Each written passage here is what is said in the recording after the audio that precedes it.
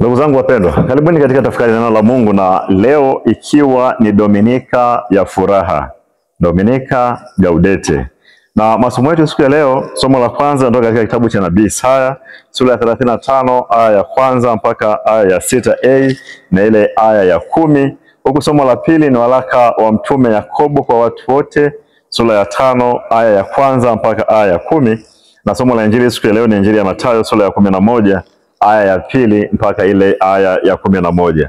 Karibuni basi tuweze kutafakari kwa pamoja sehemu hii ya maandiko matakatifu, na niwakaribishe na kuwaomba wale ambao bado hamjasubscribe katika channel hii, bonyeza maandishi yaliyoandikwa subscribe, kisha bonyeza alama ya kengele itakayofuatia, na hapo utafanyika mwanafamilia wa channel hii. Karibuni basi ndugu zangu wapendwa, tafakari kwa pamoja sehemu hii ya maandiko matakatifu, na leo tunafahamu wazi ya kwamba ni Dominika ya furaha, tunaalikwa kufurahi. Tukianza na somo letu la kwanza ambalo linatoka katika kitabu cha Nabii Isaya sura ya 35 aya ya kwanza mpaka ile aya ya 6a na ile aya ya 10. Dominika hii inajulikana kama Dominika ya furaha, iliyotokana na maneno ya Kilatini Dominika Gaudete, lenye tafsiri ya Dominika ya furaha. Maneno haya yametokana na maneno ya wimbo wa kwanza wenye kusema Gaudete in Domino Semper Eterium Dico Gaudete, yenye tafsiri ya kwamba furahini katika Bwana siku zote, nasema tena furahini. Maneno haya yanatoka katika waraka wa mtume Paulo kwa Wafilipi sura ya 4 aya ya 4. Leo rangi ya kiliturujia siku ya leo ni rangi ya waridi au rangi ya pinki yenye kuashiria furaha. Dominika hii inaeleza kiini cha majilio ya kwamba japo tunamngoja Bwana, lakini tunapaswa tufurahi, tunatazamia atakuja. Furaha hii inalinganishwa na furaha ambayo umemsubiri mgeni kwa muda mrefu. Sasa siku zinavyokaribia na yeye anavyokaribia kuja, unapatwa au unajawa na furaha ya kwamba mgeni aliyemsubiri kwa kipindi cha muda mrefu sasa yuko njiani na amekaribia kuja. Mnamo karne ya 15, kipindi cha majilio kilianza na kilidumu kwa kipindi cha siku 40.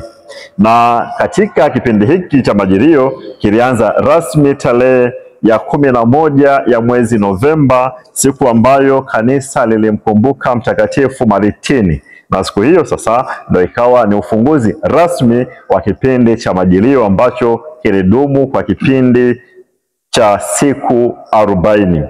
Lakini mnamo karne ya 19 majilio yalipunguzwa mpaka kipindi cha majuma 4, ikiwa ni kipindi cha toba chenye ushirika wa karibu na kipindi cha Kwaresma, kwa sababu vipindi vyote hivi vimewekwa mahususi na kanisa kwa ajili ya toba.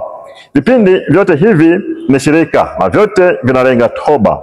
Dominika hii ya Gaudete ni ushirika wa Dominika ya Laudate katika kipindi cha Kwaresma, ambalo Dominika hiyo huwa ni juma la 4 la kipindi cha Kwaresma, lenye lengo sawasawa na lengo ya Dominika ya Gaudate, kufurahi kwa sababu ukombozi wetu sisi wanadamu uko karibu zaidi na tofauti na tulivyoanza vipindi hivi.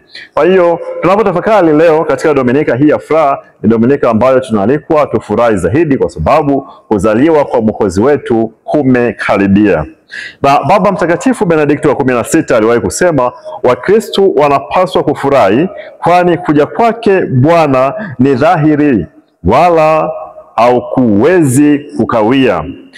Tunasubiri ujio wa pili wa Kristo kwa matumaini makubwa, kwa sababu tuna imani juu ya ahadi ya Kristo ya kwamba atakuja tena ulimwenguni, kwa sababu alishawahi kutuahidi na akaja. Kwa hiyo ujio wake huu wa pili, kama alituahidi ujio wa kwanza na akaja, hawezi akashindwa ujio wa pili kutuahidi ya kwamba aje na asije. Kwa hiyo tuna matumaini ya kwamba Kristo atakuja, hivyo tunapaswa tufurahi katika kumsubiri na kumgoja anavyokaribia kuja. Na somo letu la kwanza siku ya leo ambalo linatoka katika kitabu cha Nabii Isaya sura ya 35 aya ya kwanza mpaka aya ya 6a na ile ile aya ya 10. Tunafahamu wazi kwamba baada ya utawala wa mfalme Ahazi kufikia ukomo, Mtoto wake Hezekia alitawazwa kuwa mfalme na akatawala ufalme wa Yuda kuanzia mwaka wa 715 mpaka mwaka wa 686 kabla ya Kristo. Hezekia akiwa mfalme wa 13 wa Yuda alitawala kipindi ambacho falme ya Ashuru ilikuwa ni falme yenye nguvu kuliko falme zote, ikizitawala falme za Israeli, falme ya Shamu na falme ya Yuda. Falme ya Yuda ilitawaliwa na Waashuru baada ya mfalme Ahazi aliyekuwa mfalme wa ufalme huo kuuweka ufalme wake chini ya Waashuru mwaka wa 735 kabla ya Kristo, kwa lengo kubwa moja la kupata ulinzi dhidi ya falme ya Shamu pamoja na falme ya Israeli waliokuwa wamenuia kushambulia ufalme wa Yuda. Kwa hiyo mfalme Ahazi akaweka makubaliano pamoja na mfalme wa Ashuru kwamba ataulinda ufalme wa Yuda, na ufalme huu wa Yuda ukawa chini ya utawala wa ufalme wa Waashuru kuanzia mwaka wa 735. Mfalme Hezekia alivyotawazwa alitafuta namna ya kujiengua kutoka katika utawala au kandamizaji wa ufalme wa Ashuru, na alifanikiwa kutoka katika ukandamizaji au utawala wa ufalme wa Ashuru ikiwa ni mwaka wa 710 kabla ya Kristo. Mfalme Hezekia ni mfalme anayesifika sana, tofauti na baba yake Ahazi. Hezekia alijitahidi sana kuongoza watu wake katika ibada kwa Mwenyezi Mungu na kukomesha ibada za miungu zilizokuwepo katika ufalme wa Yuda ambazo zililetwa na watawala wa Kiashuru katika maeneo hayo ya ufalme wa Yuda. Mfalme huyu vile vile aliliweka wakfu hekalu lililokuwa limenajisiwa kwa ibada mbalimbali za sanamu pamoja na miungu. Vile vile aliondoa sanamu zote za miungu yote hekaluni na akaanzisha upya ofisi ya kikuhani iliyokuwa imechafuliwa. Katika harakati za kuondoa ibada za miungu, alivunja madhabahu zote za miungu katika maeneo mbalimbali ya ufalme wa Yuda, na zingine zilizokuwa hekaluni zote alizivunja na kuziondosha, ambazo zinajulikana katika lugha ya Kiebrania kama baroti. Lakini vile vile alivunja nyoka ya shaba ambayo iliyokuwa ikitumika katika ibada za miungu. Kwa hiyo mfalme huyu Hezekia aliitawala ufalme huu wa Yuda kwa nguvu au kwa mkono wa Mwenyezi Mungu, akiwa na lengo la kurudisha ufalme huu katika agano ambalo Mwenyezi Mungu ameliweka na watu wake. Na mnamo mwaka wa 701 kabla ya Kristo, mfalme mpya wa Ashuru anayejulikana kama Senakeribu aliuvamia ufalme wa Yuda na akauzunguka mji wa Yerusalemu. Kwa sababu ufalme wa Ashuru ulikuwa ni ufalme wenye nguvu kuliko ufalme wa Yuda, mfalme Hezekia aliamua kumlipa mfalme Senakeribu kiasi cha madini ya silva 300 na madini ya dhahabu 30 ili ufalme wa Yuda uachiwe huru. Licha ya malipo hayo, lakini mfalme huyu Senakeribu aliendelea kushambulia ufalme wa Yuda. Hivyo mfalme Hezekia, ili kujihami, aliamua kujilinda na kutafuta ushirika pamoja na ufalme wa Misri. Sasa kitendo hicho ndicho ambacho kilichomuibua nabii Isaya, na yeye akatoa unabii wake na kumweleza mfalme Hezekia ya kwamba kitendo hicho alichodhamiria na alichonuia kukifanya kina matokeo hasi katika ufalme huo, na akamsihi na kumwonya mfalme huyu Hezekia ya kwamba anapaswa abaki katika muunganiko na Mwenyezi Mungu, wala asitafute ushirika na ufalme mwingine wowote unaoongozwa kwa misingi ya kipagani. Na kwa sababu mfalme Hezekia alikuwa ni mfalme msikivu na mfalme mwelewa. Alimsikiliza nabii Isaya na akaamua kuvunja ushirika na Wamisri na akabaki katika muunganiko yeye na Mwenyezi Mungu, akiwa na imani ya kwamba Mwenyezi Mungu ndiye ambaye atakaye lipigania taifa lake dhidi ya mashambulio yote ya Waashuru. Hivyo baada sasa ya nabii Isaya kumuonya mfalme Hezekia na mfalme Hezekia kuwa ametii wito huo wa nabii Isaya, nabii Isaya vile vile anayaonya mataifa mengine ambayo yanampinga Mungu, lakini vile vile yanapingana na ufalme wa Yuda. Anayaonya mataifa au falme kama vile za Edomu, falme za Misri, falme za Ashuru, falme za Babeli, falme za Filistia, falme za Moabu, falme ya Amoni, falme ya Tiro na Sidoni, na falme ya Midiani na falme zingine zote. Na baada ya onyo hilo, nabii Isaya anawapa moyo Wayahudi waliokuwa katika hofu ya kushambuliwa na Waashuru wasiwe na hofu, bali wafurahi daima, kwa sababu Mwenyezi Mungu yuko pamoja na wao. Na Mungu huyu sasa ndiye ambaye atakaye ulinda ufalme wao. Wasiwe na mashaka juu ya jambo lolote. Mwenyezi Mungu yuko pamoja na wao, Mwenyezi Mungu anawalinda, Mwenyezi Mungu anawapigania, na Mwenyezi Mungu atawatunza. Kwa hiyo maneno haya sasa nabii Isaya anamwambia mfalme Hezekia, lakini vile vile anawaambia Wayahudi wanaoishi katika ufalme wa Yuda ya kwamba wasiwe na mashaka, bali wafurahi. Wafurahi kwa sababu Mwenyezi Mungu atawakomboa wao kutoka katika vitisho vya maadui zao, na Mwenyezi Mungu huyu vile vile atawapigania wao. Kama wanapiganiwa na Mwenyezi Mungu ambaye ana nguvu zaidi kuliko ufalme yoyote, hawana sababu ya kuhofu, hawana sababu ya kuogopa, wala hawana sababu ya kuhuzunika, ila Mwenyezi Mungu mwenye nguvu atawapigania. Kwa hiyo nabii Isaya ndio anawashauri, anawaambia na anawakumbusha wanapaswa wafurahi. Sura hii ya 35 ni sura ambayo inazungumza juu ya furaha baada ya mtiririko wa makaripio na maonyo kuanzia sura ya 34, sura ya 33, sura ya 32, sura ya 31. Sasa nabii Isaya anawapa tumaini na anawaambia ya kwamba wanapaswa wafurahi kwa sababu Mwenyezi Mungu yuko pamoja na wao.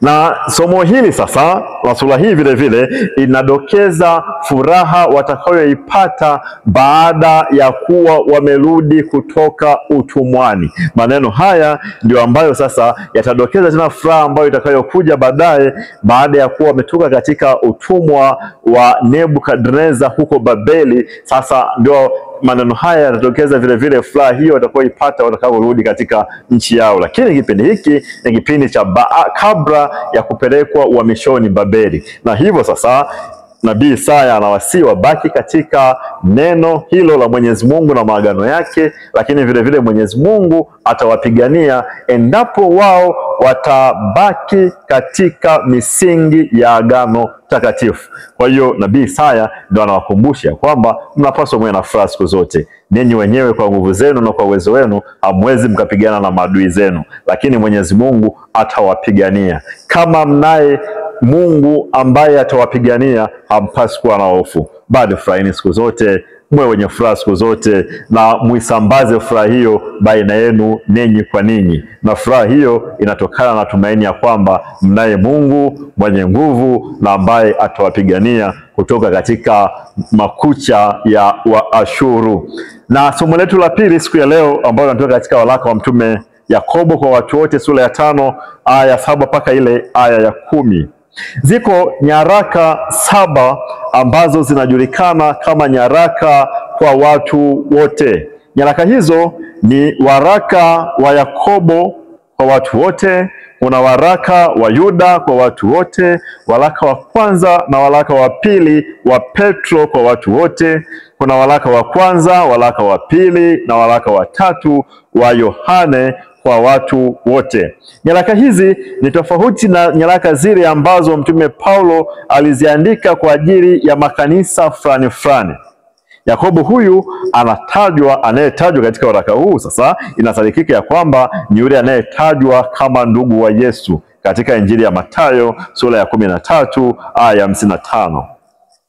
Waraka huu umelenga kuelekeza Wakristo kuishi maisha ya adili kwa ujumla wake. Kwa mfano, kuutawala ulimi, sura ya 1 aya ya 26, matendo ya huruma, sura ya 2 aya ya 8, nguvu ya sala, sura ya 1 aya ya 5 mpaka aya ya 6, kuvumilia majaribu, sura ya 1 aya ya 1 mpaka aya ya 12. Kwa hiyo waraka huu kwa ujumla wake ni waraka ambao unawaelekeza Wakristo katika maisha adilifu, ni waraka wa kimaadili. Mtume Yakobo anatusi sisi Wakristo tuwe wavumilivu, na uvumilivu huo sasa wa Mkristo anaufananisha na uvumilivu wa mkulima alionao kipindi ambacho amemaliza kulima shamba lake na amepanda mazao yake. Tuwe wavumilivu kama mkulima avumiliavyo mazao yake kuiva. Mkulima huonyesha uvumilivu mkubwa sana. Hapandi leo kisha kesho ategemee kwenda kuvuna, bali huvumilia. Hali kadhalika kwetu sisi Wakristo tunapaswa kuwa wavumilivu wa hali ya juu sana. Ukristo tutambue kwamba, ndugu zangu, si lele mama. Ukristo ni mgumu sana kuishi. Ni rahisi sana kuwa Mkristo, lakini ni ngumu sana kuishi Ukristo. Jifunze uvumilivu, vumilia maumivu mbalimbali pamoja na Yesu, bila kukata tamaa wala bila kurudi nyuma wala bila kuhasi. Vumilia maudhi ya watu bila kisasi. Vumilia kuchekwa. Vumilia hata kama unaona Mwenyezi Mungu hakukumbuki. Mvumilivu hula mbivu na subira huvuta heri. Kuna furaha kubwa sana katika uvumilivu. Maneno hayo na ujumbe huo ndio ambao tunaopata katika waraka huu wa Yakobo. Ni waraka ambao na ni somo ambalo linatukumbusha juu ya uvumilivu. Yako mengi ambayo tunaoyapitia tukiwa hapa duniani. Kila mmoja ana msalaba wake ambao anapaswa kubeba. Yako magumu, ziko changamoto na ziko hali ambazo zinazotutoa wakati mwingine katika moyo wa uvumilivu. Yako magumu, yako maumivu na vitu vya namna hiyo. Lakini Mtume Yakobo anatupa moyo, anatuambia kwamba mvumilivu, kwa maneno mafupi kabisa ya Kiswahili, ni kwamba mvumilivu siku zote hula mbivu. Uvumilivu unapaswa uwe ni silaha kwa kila ambaye anaitwa Mkristo leo hii. Maneno haya ya uvumilivu yanapaswa yatutawale ndani ya mioyo yetu. Kutoka katika somo la Injili ya Mathayo sura ya 11 aya ya 2 mpaka aya ya 11. Kulikuwa na mwandishi mmoja aliyejulikana kwa jina la Nathanaeli, ambaye aliishi mwaka wa 1804 mpaka mwaka wa 1864. Mwaka 1864 alifariki ghafla, na juu ya meza yake aliacha kitabu kizuri chenye kuvutia, lakini alifariki bila kukimaliza kitabu hicho, na hivyo hakuwa amefika mwisho wa simulizi aliyoandika katika kitabu hicho. Kitabu hicho cha Nathanaeli kilimzungumzia mtu mmoja ambaye anasimuliwa na ambaye kila mmoja anatamani akutane naye. Tena kila mmoja alimuota mtu huyo, na alitajwa kama mtu atakayekuwa na msaada mkubwa kwa kila mmoja, mwenye kupendwa na kila mtu. Mtu huyo sasa, ambaye Nathanaeli ndo ameanza masimulizi yake katika kitabu hicho, akimweleza kwamba ni mtu ambaye atakuwa ni kimbilio na atakuwa ni msaada, na ni mtu ambaye kila mmoja atatamani akutane naye na anatamani uwepo wake. Nathanaeli ameanza kwanza kuzieleza sifa za mtu huyo, kwamba ni mtu wa msaada, ni mtu ambaye atakuwa ni kimbilio la kila mmoja, ni mtu ambaye ataleta mabadiliko makubwa katika maisha ya kila mmoja. Nathanaeli ameanza kwa kusimulia sifa nyingi, mazuri mengi ya mtu huyo, lakini hicho kifo cha ghafla kikawa kimekatisha maisha yake bila ya Nathanaeli kuwa amemaliza masimulizi ya mtu huyo, ya kwamba mtu huyo basi anayemtaja katika sifa kemkem ni nani, na mtu huyo atakuja lini. Kwa hiyo kifo kikawa kimekatisha maisha ya Nathanaeli, na Nathanaeli akashindwa kumalizia masimulizi ya kitabu hicho. Namna ambavyo kitabu cha Nathanaeli kimekwisha, ndivyo ambavyo namna hiyo hiyo Agano la Kale limekwisha, ikimsimulia Masia atakayekuja, atakayekuwa ni msaada na kimbilio kwa watu wote, ambaye atabadilisha maisha ya watu wote, na ambaye kwa kweli atakuwa ni msaada wa kila mmoja. Lakini mpaka Agano la Kale linafika mwisho, alijamtaja Masia huyo wala halijamuonyesha Masia huyo akija. Namna hiyo ambavyo kitabu cha Nathanaeli kimeisha, lakini namna hiyo hiyo ambavyo vitabu vya Agano la Kale vimekwisha, vimeacha utabiri wa Masia atakayekuja, lakini halijamtaja Masia huyo ni nani, wala halijataja endapo Masia huyo kaja. Katika somo la Injili, Masia tunaona dhahiri shahiri ya kwamba aliyetajwa na aliyetabiriwa katika Agano la Kale sasa amekuja. Kwa sababu ya shauku hiyo ya kuhubiriwa kwa muda mrefu, hata nabii wa mwisho anauliza, huyu aliyekuja ndiye Masihi? Swali hili ni la Yohane Mbatizaji. Linatoa taswira ya kwamba Wayahudi wao walimtazamia Masia atakayekuja awe ni Masia wa kisiasa zaidi, mwenye nguvu za kijeshi, mwenye kuheshimiwa kijeshi, na atakayeuangusha utawala wa Kirumi ambao uliokuwa ni utawala unaotawala kwa kipindi hicho. Swali hili la Yohana Mbatizaji linatoa tafsiri kubwa mbili. Tafsiri ya kwanza, Yohana Mbatizaji alitaka kujua kuwa Yesu ni Masihi kinaganaga. Kwa vile alikuwa kifungoni, aliwatuma wafuasi wake waende wakajionee kwa macho yao na wamuulize na wathibitishe ya kwamba, je, wewe ni Masia? Na kwa sababu sasa Yohana Mbatizaji alikuwa kifungoni, vile vile licha tu ya kwamba yeye mwenyewe binafsi alijua, lakini alitaka wanafunzi wake vile vile wasikie kutoka katika kinywa cha Yesu mwenyewe ya kwamba ndiye Masihi. Na baada ya hapo sasa, kwa sababu Yohana yuko kifungoni, wanafunzi wake hawa waunganike pamoja na wanafunzi wa Yesu, wewe ni wanafunzi wa Masihi. Yohana Mbatizaji yeye katika muktadha huo, yeye alikuwa ni mwandaaji wa njia ya Masia. Hata wanafunzi aliokuwa nao kimsingi aliwaandaa kwa ajili ya kuwa wanafunzi wa Masia. Sasa ndio maana basi anawatuma waende kwa Yesu mwenyewe wakamuulize na wapate majibu kutoka kwa Yesu mwenyewe, na kisha baada ya hapo waendelee na ufuasi wa Yesu mwenyewe, si tena kurudi kwa Yohane Mbatizaji, lakini waendelee kumfuasa Yesu Kristo. Na jambo la pili, swali la Yohana Mbatizaji, alitaka ieleweke wazi kwamba Masia huyu anayekuja si Masia wa kisiasa. Namna yake ya kufundisha, namna yake ya kuponya, vipofu wanapata kuona, viwete wanapata kutembea, bubu wanapata kusema, na wengine kadha wa kadha ambao aliwaponya, na namna yake ya kutenda ni namna inayodhihirisha ya kwamba Masia huyu ni Masia wa kimungu wala sio Masia wa kisiasa.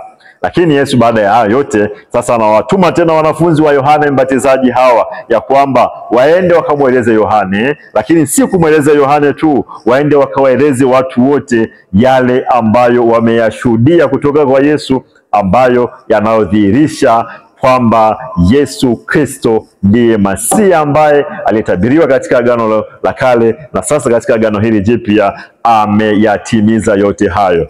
Hivyo basi jambo hili ni jambo la kufurahi sana, kwa sababu utabiri ule ambao tulioungoja kwa kipindi kirefu sasa umetimia kwake Yesu Kristo. Ile ahadi ya Masia ambayo tuliyosubiri kwa kipindi kirefu sasa imetimia. Hivyo ni jambo la kufurahi, ni jambo la kumshukuru Mwenyezi Mungu, ni jambo la kumshangilia Mwenyezi Mungu, ni jambo la kumsifu Mwenyezi Mungu kwamba ametuletea mkombozi atakayetutoa katika utumwa wa dhambi na mauti, na sasa anatufanya kuwa huru. Hivyo Dominiki ya leo tunapotafakari maneno haya, tunapaswa vile vile kutafakari katika mwenendo na muondoko wa kifuraha zaidi. Leo ni Dominiki ya furaha, nasi vile vile tunaalikwa, kila mmoja anapaswa awe nabii wa furaha.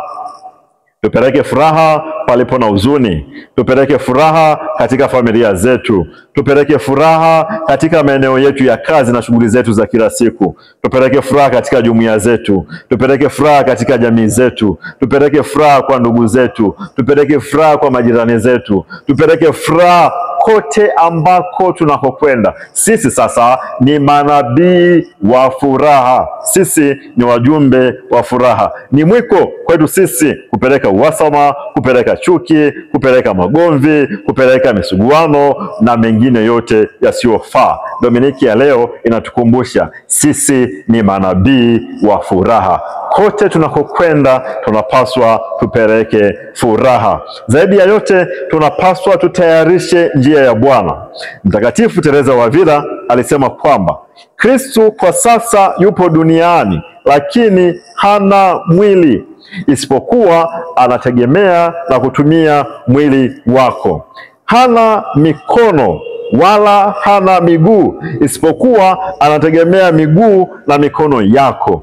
Wewe ni miguu ya Kristo, wewe ni mwili wa Kristo, wewe ni macho ya Kristo. Mwili wako mzima utumike apendavyo Kristo, kwa sababu ni viungo vya Kristo. Usitumie mwili huo kwa namna ambayo itamuudhi Kristo. Tumia mwili wako kama Kristo alivyotumia mwili wake. Katika Dominiki ya leo tunakumbusha mambo hayo mawili. Sisi ni manabii wa furaha, lakini vile vile sisi ni miili ya Kristo. Namna yetu ya kufikiri, namna yetu ya kutenda na yote ambayo tunayoyafanya, tuyafanye tukitambua ya kwamba sisi ni manabii wa furaha, lakini vile vile sisi ni miili ya Kristo. Tuitumie vyema kama anavyopenda Kristo. Na katika tafakari ya leo ulikuwa na mimi Padre Kefa. Awabariki Mungu Mwenyezi, Baba na Mwana na Roho Mtakatifu. Muwe na Dominika njema.